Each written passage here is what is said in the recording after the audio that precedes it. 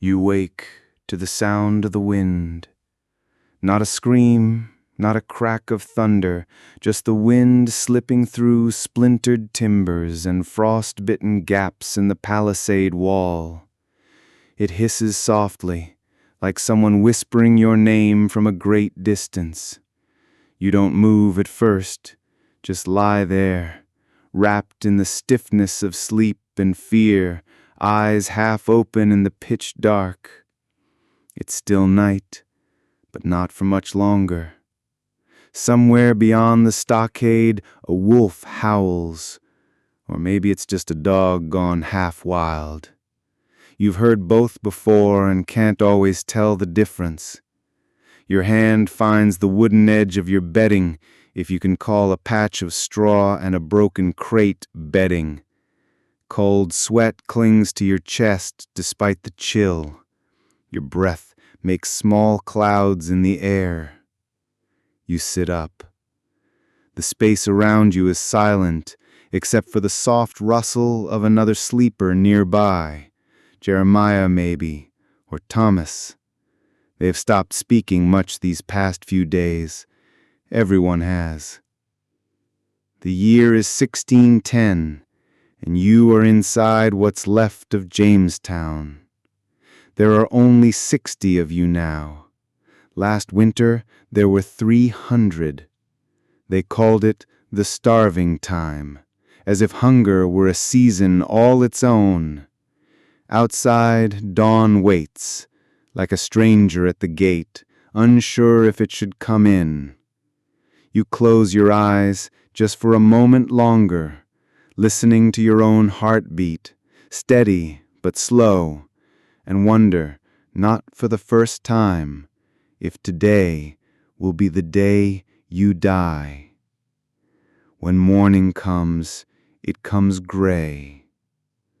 The light slips through the wood slats like ash drifting after a fire. It reveals little, just the sagging beams, the broken pewter plate on the floor, and the silent, sunken eyes of the other colonists around you. You rise slowly, knees aching, and pull the rough wool cloak tighter around your shoulders. Your stomach groans. Not with hunger exactly. Hunger has long since passed into something quieter, a kind of emptiness, deep and vast, like the river at night. There's no fire in the hearth, wood's too scarce. Even the trees nearby have grown suspicious, cut down for warmth or used as spears. You step outside. The morning air bites your skin. It smells of mold, smoke, and something else, something metallic and foul. Death. It always lingers now. You walk toward the common storehouse, not because there will be food, but because routine still matters. You must be seen, must show you're still useful. That's the unspoken rule. The ones who linger too long in the shadows tend to disappear. Captain Percy is there already, thin and weathered, his beard more frost than hair. He nods at you but says nothing, just stares out toward the river as if expecting salvation to come floating in with the tide. Anything left? You ask. He just points to a wooden bowl with a few dried acorns, half rotten. You nod, take two, and chew slowly. Bitter, hard, dangerous to eat too many, but you need something, anything, in your belly. Later, you help repair the outer wall. One man hammers, another saws, and you hold a timber in place, your arms trembling from effort. Every sound echoes through the thin morning light. Coughs, footsteps, the creak of strained wood. Then the church bell rings, 3 slow chimes. You freeze. 3 means another death. You look around. No one speaks, but the name comes anyway, carried in the breath of the man beside you. Anne, he murmurs, the cooper's wife. You nod even though you barely knew her. You remember she wore green once in the autumn. She sang near the well. That's all. Now she's gone, and the ground is too hard to bury her deep. Someone will burn her clothes. Someone else will whisper a prayer.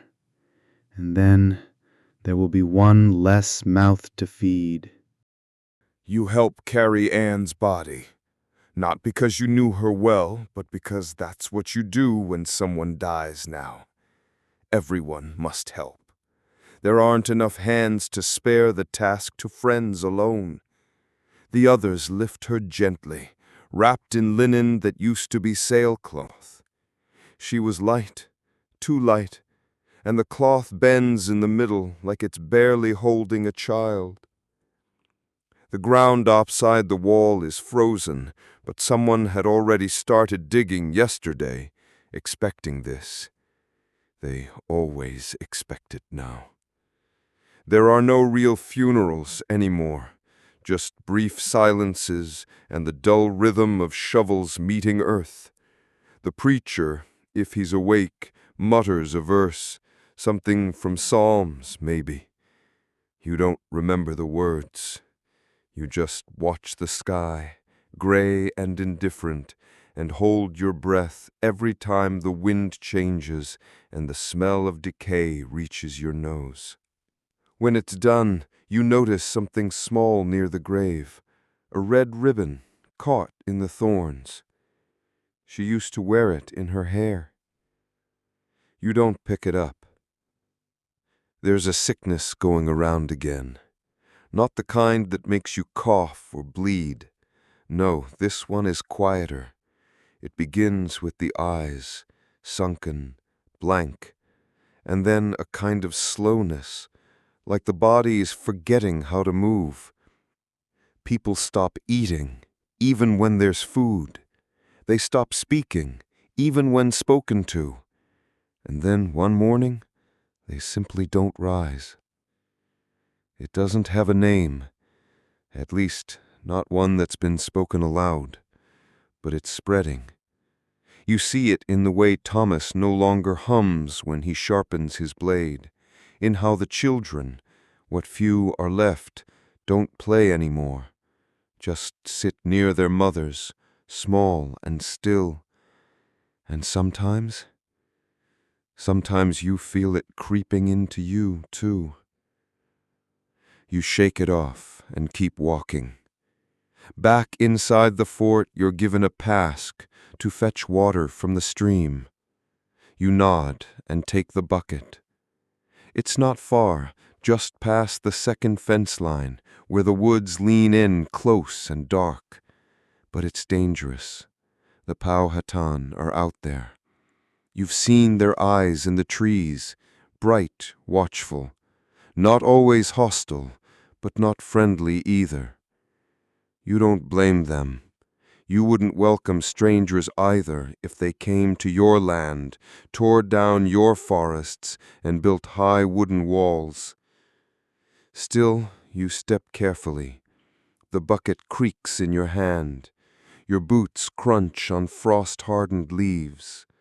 The cold air smells of pine, wet earth, and something older, like bark peeled from a tree long dead. You reach the stream and kneel and let the water fill slowly. It's so clear you can see your reflection. Your face looks different now, thinner, older, like someone else entirely.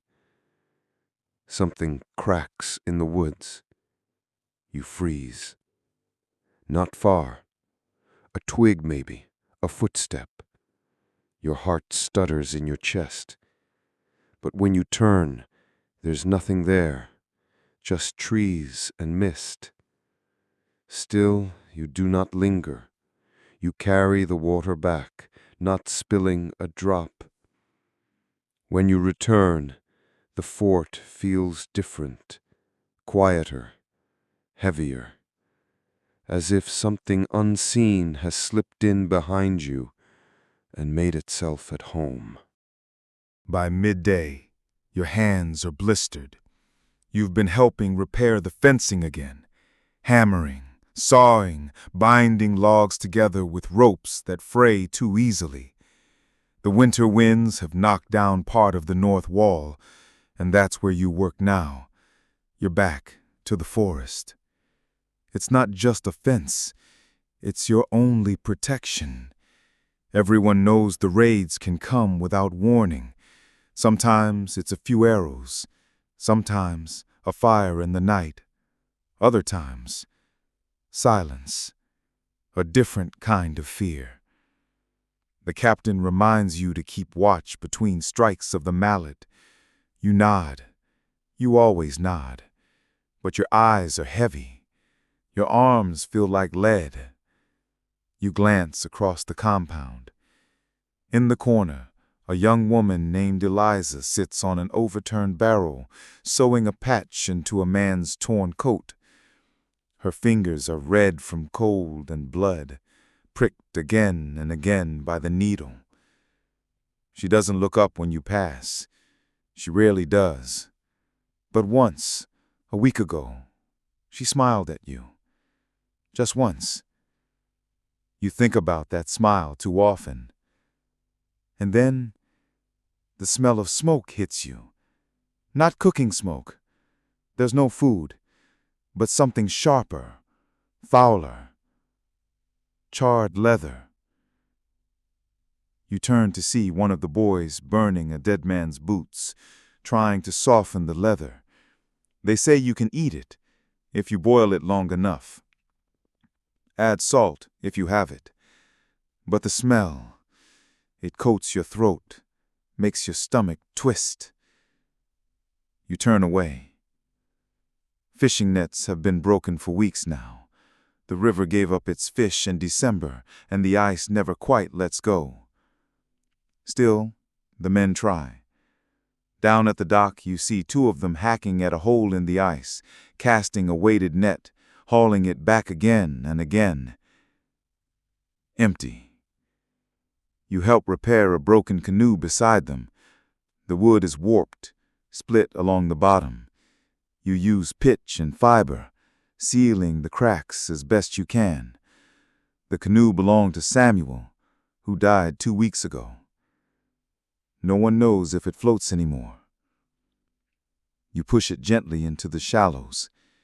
It drifts for a moment, then sinks slowly, like a stone pretending to be something else.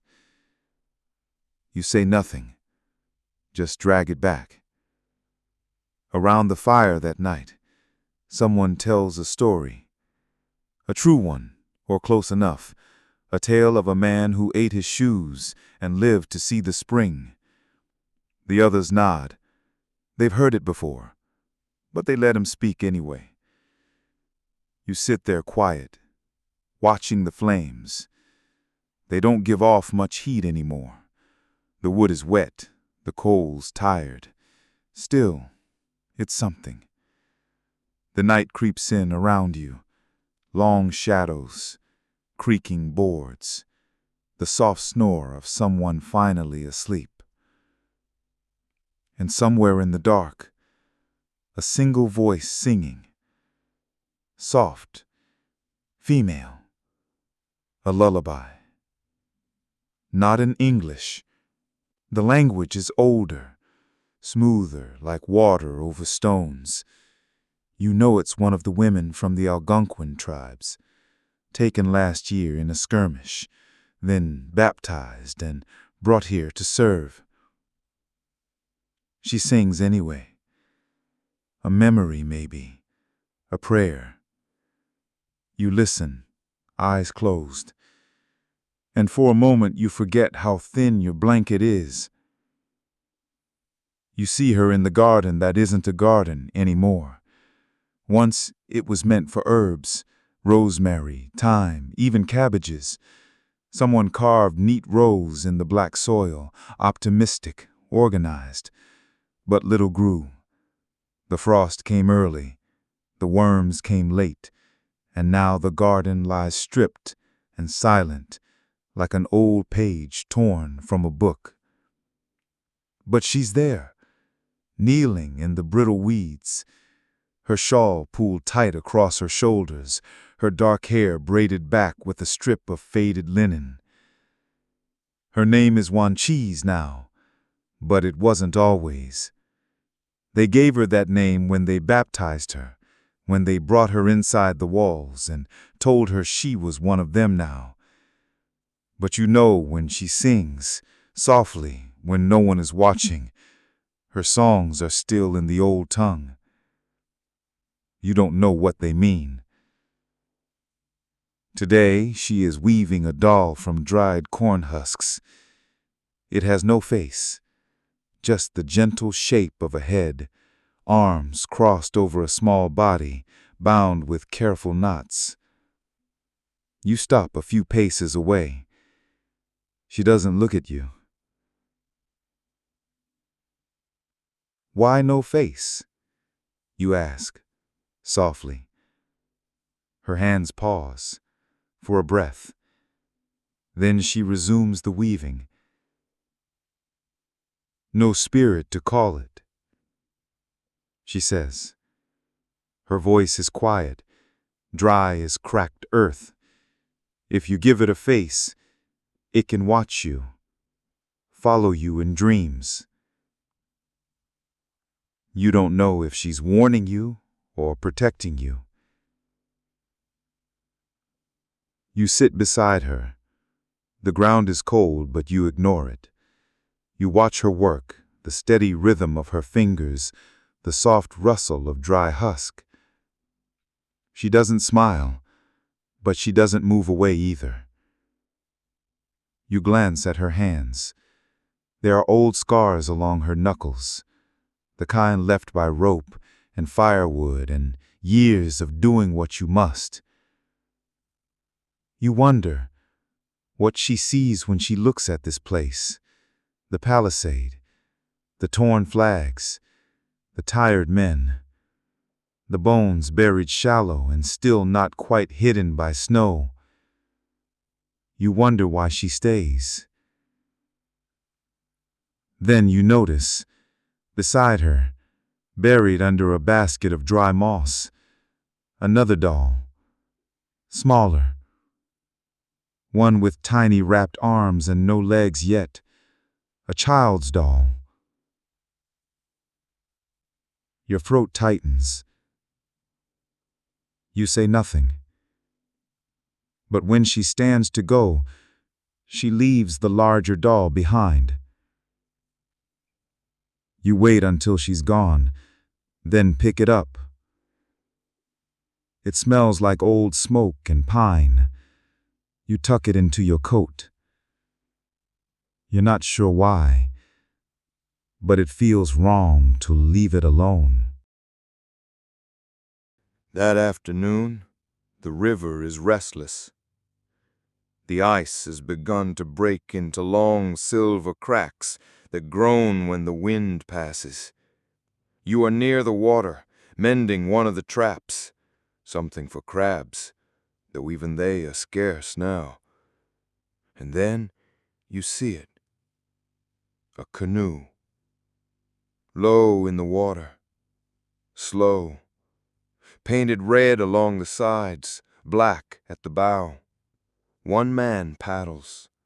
Alone. He does not wear English clothes. Your breath catches. You crouch low. He glides along the far bank, past the twisted roots of an old cypress tree. He's watching the land, watching you, perhaps. You glance behind you. No one else has seen. Your musket is back at the wall. The man reaches into a sack and lifts something into the air. A fish. Two, actually. Long and silver, tails still twitching. He lays them on a flat stone and backs away. Then he waits. You step forward, cautious, slow. The distance between you is a silence thicker than the trees. You set your eyes on the fish. Fresh, not gutted, not dried. Fresh. He gestures, one hand to the fish, the other to his throat, then his stomach. Then he points to you. He's hungry too. You reach into your pouch and pull out something small. Half a broken knife wrapped in cloth. You'd been keeping it to trade for salt, maybe. You lift it in both hands and walk down the slope. He does not move. You place the knife beside the fish, then retreat just as he did. He approaches slowly, takes the knife, nods once, and disappears into the trees. You carry the fish back like treasure. Later that evening, the captain says nothing when you hand them over, just claps your shoulder and passes one to the preacher. The other fish is cut into thin slices and boiled with acorn powder. It smells strange, but tastes like survival. That night, as you sit near the fire, you feel a warmth you haven't felt in weeks. Not in your body, but deeper. A sense that maybe, just maybe, this world is not all cruelty and cold. The fire hisses softly as the bones crack. You don't look at them too closely. They've been boiled down until they gleam, hollow, pale, bare of meat. The stew they make is thin, barely more than water, but it's warm, and that counts for something. You dip your wooden spoon into the bowl. It tastes like ash and old marrow. You chew slowly, feeling the grit between your teeth. Someone added bark shavings to thicken it. Someone else may have slipped in scraps of leather from a belt or the rim of a glove. No one asks. You glance around the circle. Faces rimmed by firelight, hollow and yellowed. You see Captain Percy, chewing with his jaw clenched. You see Eliza staring into her bowl, not eating, just stirring. Her eyes are wet, but she says nothing. You see a young boy, barely 10, clutching a cup with both hands like it's his only anchor. You don't remember his name. He came on the last ship with a father who didn't survive the winter. The boy eats everything, even the skin of the broth. Later that night, you hear voices near the well, low, urgent, a conversation not meant for your ears. You crouch behind the timber wall, listening. They say the governor will not return. A man's voice, quiet, sharp. He promised supplies, another says. He promised too much. A pause. Then, would you leave with me, tonight? I heard there's a place upriver, rich with game, no captains, no sermons, just land, just food. You don't hear the answer, because a bell rings in the darkness. Not the death bell, the warning bell. 3 fast chimes, then silence. Everyone freezes. You step out into the yard. A few men are already at the palisade, weapons drawn. You climb the ladder to the lookout and see nothing, just trees and mist. But the wind carries something unfamiliar tonight, a new scent, not smoke, not blood, something like tobacco. You scan the woods.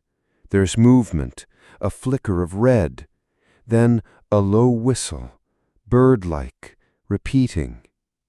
One of the sentries whistles back, then shrugs. Scouts, testing us, he mutters.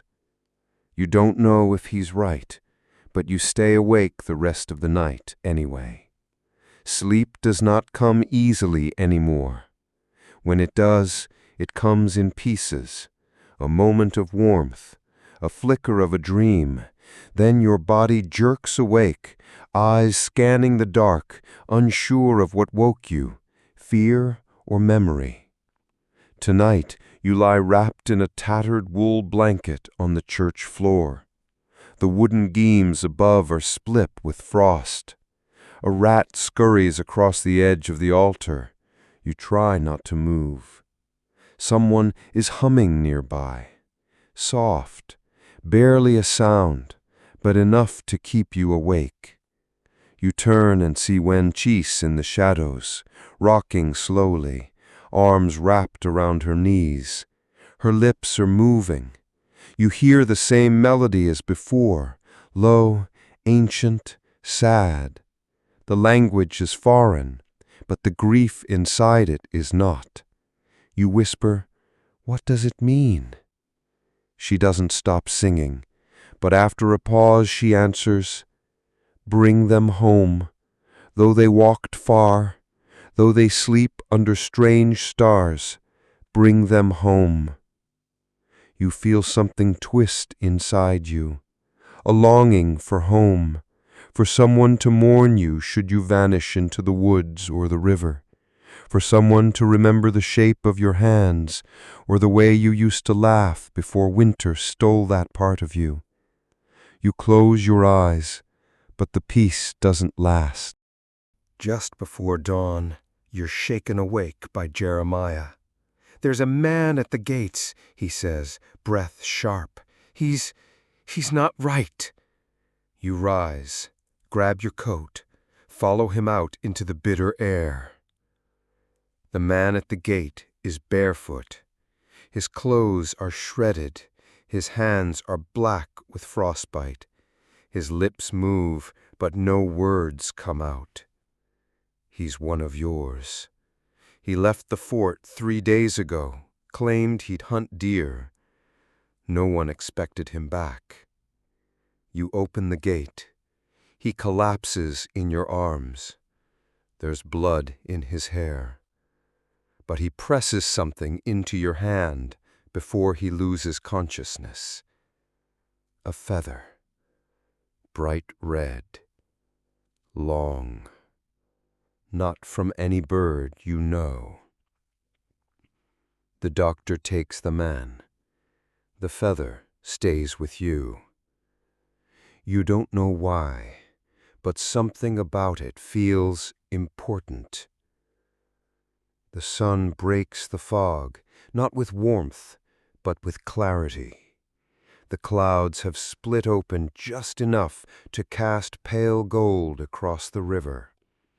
You squint toward the east bank, shielding your eyes with one hand, and then you see it. Sails. Not imagined, not smoke or cloud, actual sails, white and full and moving. You don't speak at first, you don't dare. But others gather behind you, drawn by the stillness in your stance, the way you've frozen with one hand clenched around the red feather. "What is it?" Eliza whispers. You point. And then the cry goes up across the fort, "A ship! A ship is coming!" Within moments the courtyard swells with life. The sick sit upright, the children run, men who haven't spoken in days find their voices again. Some weep, some laugh, a few simply stare. The ship draws near by midday, gliding up the James like it has all the time in the world. You see the English cross on its stern. You see barrels lashed to its deck, sacks of flour, ropes, mules, crates marked with soot and salt.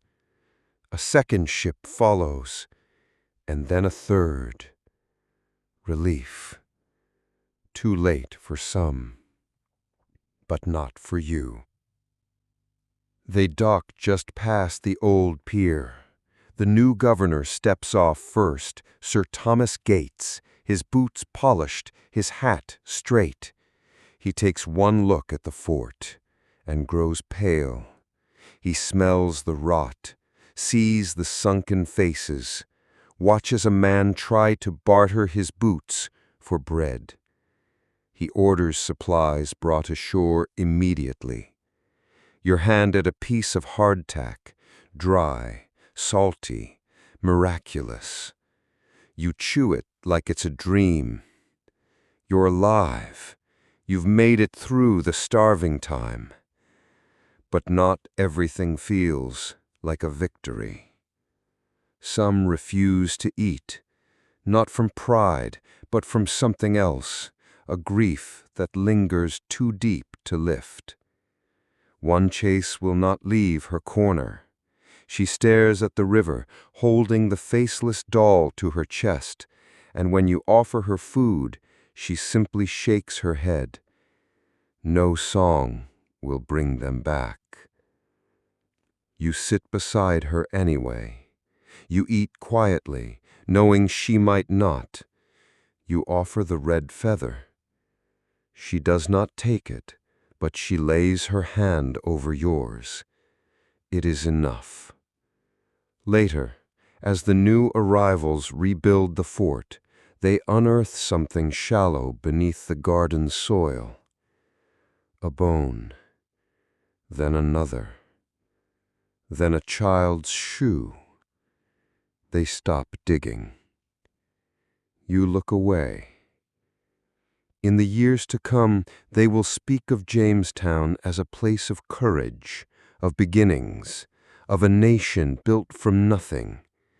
But you will remember the way frost etched the inside of your cabin walls, the sound of wind in hollow chimneys, the empty bowls, the long, slow song of Wanchase as she rocked herself to sleep beside the fire.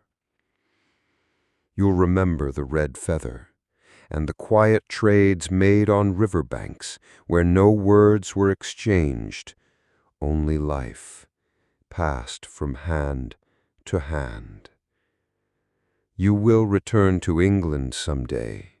You'll walk cobbled streets, sleep in a bed with a mattress and warmth, and you'll hear someone complain of the cold, of the cost of meat, of how difficult life has become. And you will say nothing, but your mind will drift to that garden of cracked soil and to the faceless doll left behind on a windowsill. You'll remember hunger and stillness and how thin the thread of survival truly was. And you'll wonder if history is made by the powerful, who remembers the ones who simply endured?